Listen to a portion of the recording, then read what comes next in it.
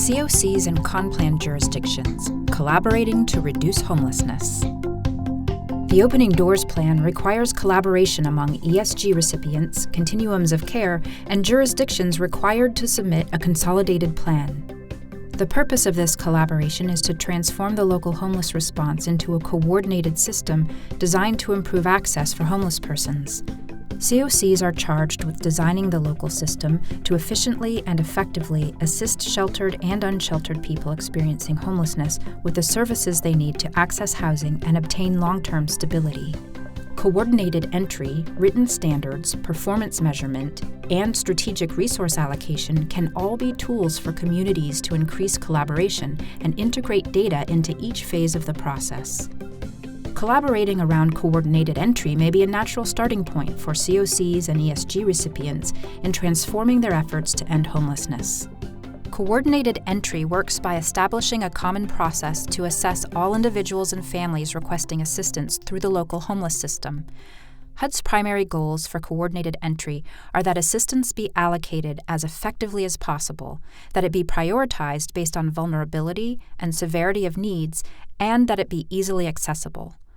A coordinated entry system ensures that people who ask for help are paired correctly with the right kind of assistance for their needs, which includes the most appropriate service within the community, not just at one specific program or agency. Coordinated entry can also provide information about service needs and gaps to help communities plan how best to use their resources. A well-implemented coordinated entry system can help transform a CoC from a network of separate programs and projects into a fully integrated crisis response system. It's important to engage numerous stakeholders with different perspectives to ensure the system functions effectively. The requirement for written standards is another way for communities to prioritize their use of resources in a transparent, coordinated way. I'm Marlisa Grogan, a program specialist at the Office of Special Needs Assistance Programs at HUD.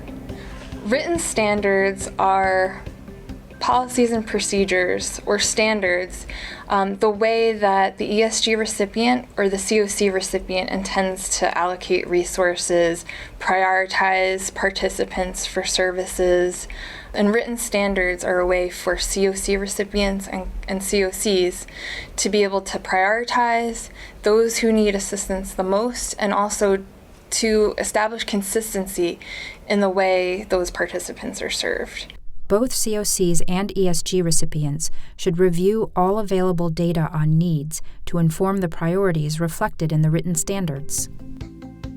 CoCs, in coordination with ESG recipients and all other homeless assistance stakeholders in the community, should measure their progress in meeting needs and regularly report this progress to HUD.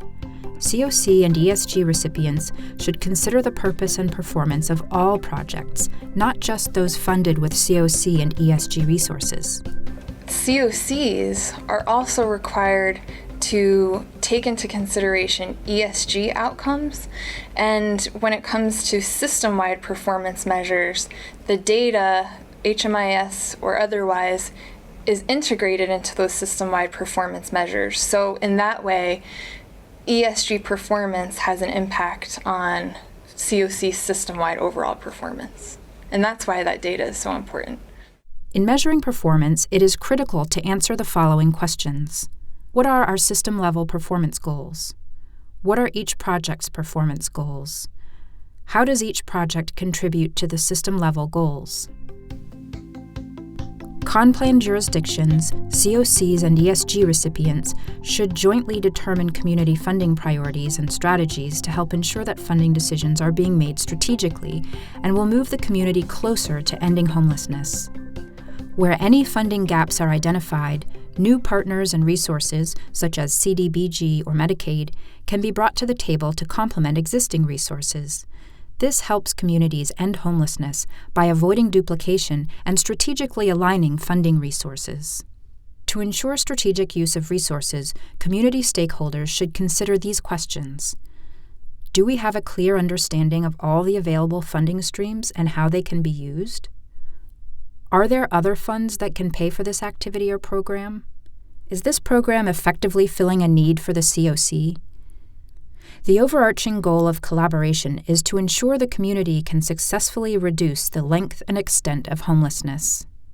Coordination improves outcomes and it ensures the most effective use of funding, because you have two bodies that would other be planning in different ways, talking to each other to ensure that there isn't a duplication of effort, that funding is going to where it's ultimately needed in the most effective way.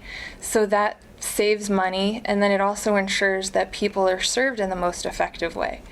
So that is one of the major benefits of collaboration.